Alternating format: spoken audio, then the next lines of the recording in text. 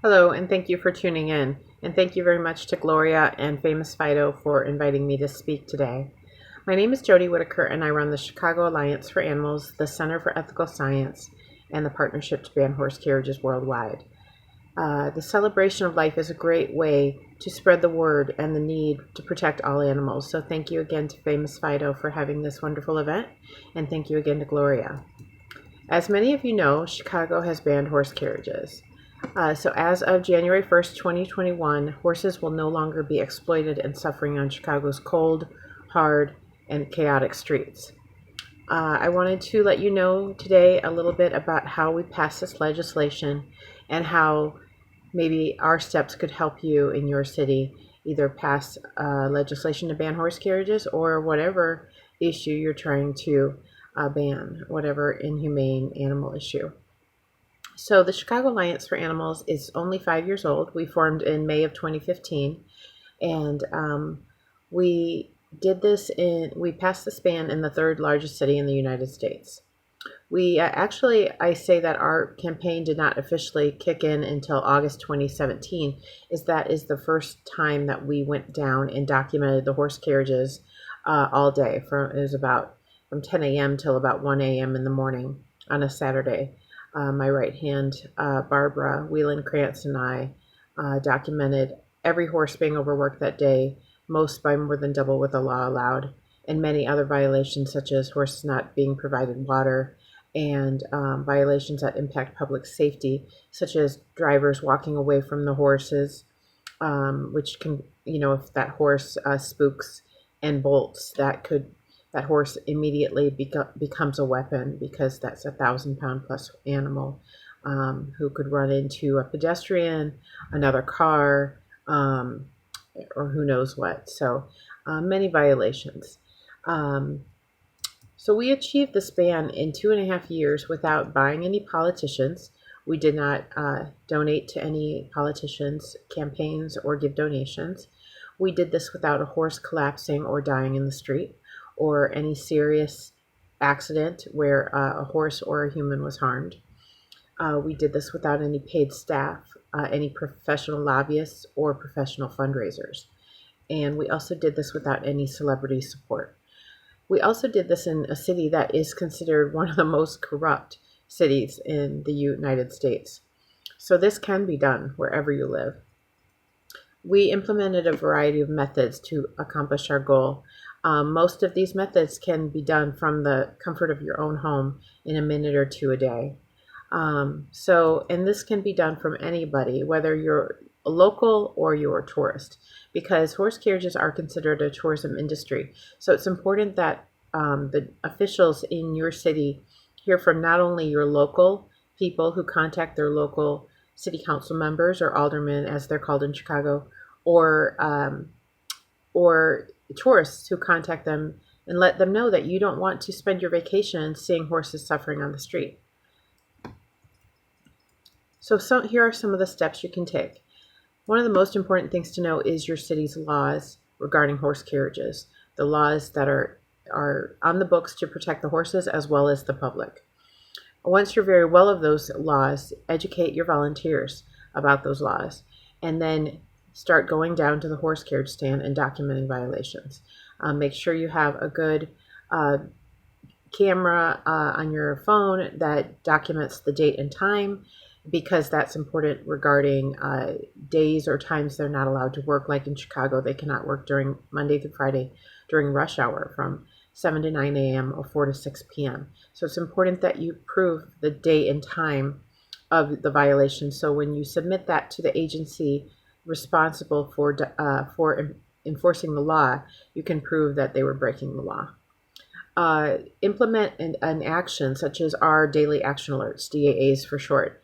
I truly believe that helped us ban the horse carriages here, because we asked people to contact our aldermen and our mayor on a regular basis and let them know that they did not want horses being exploited any longer on Chicago streets.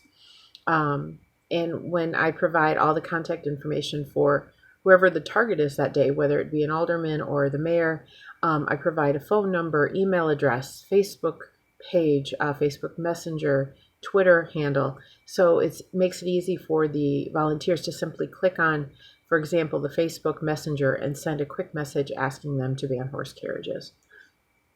Make sure your city has an online petition that anyone from around the world can sign. You can do that easily through change.org.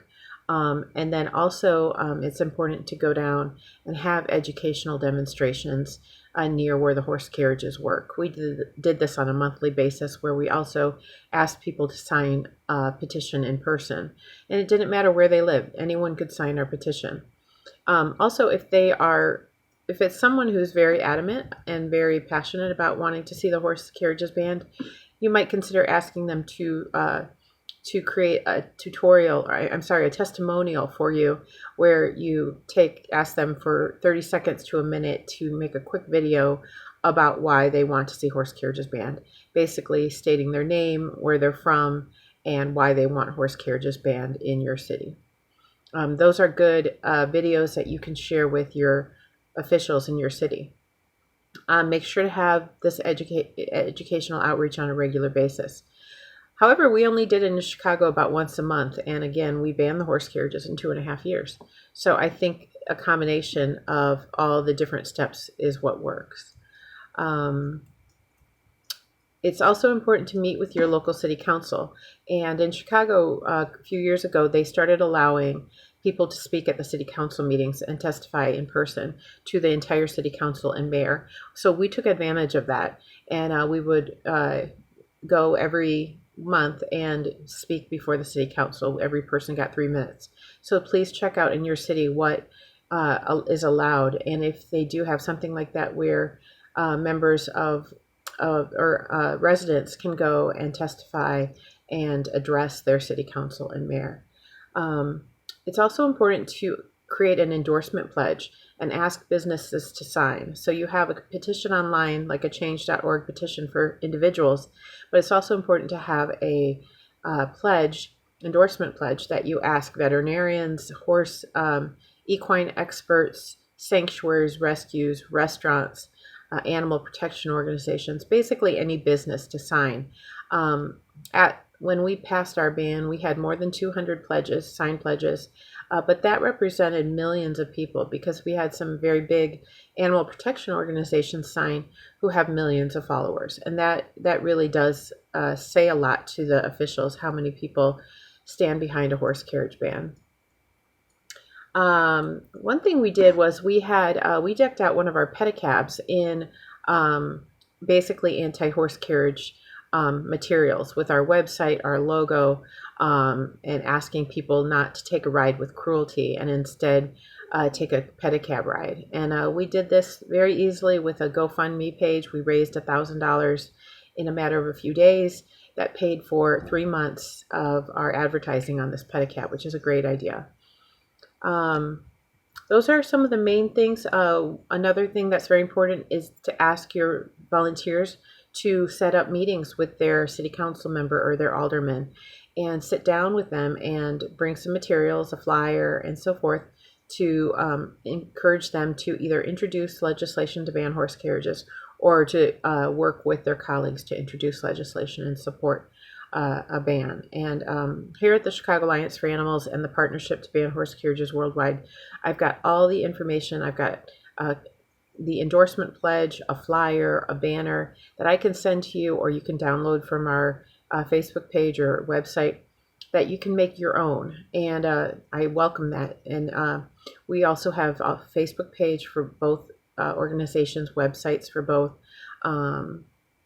Twitter is at Chi Animal Rights, CHI Animal Rights is CAA, and the partnership is at Ban Horse Carriage. That's BAN Horse Carriage with 1 R, because I ran out of characters. So please check us out. Join us on CAA and the partnership, and I would love to help you work to ban horse carriages in your city. And that's basically it. I'll make another video on our other campaigns to shut down the pet stores that are operating illegally through a loophole here in Chicago, as well as talk a little bit about the Center for Ethical Science.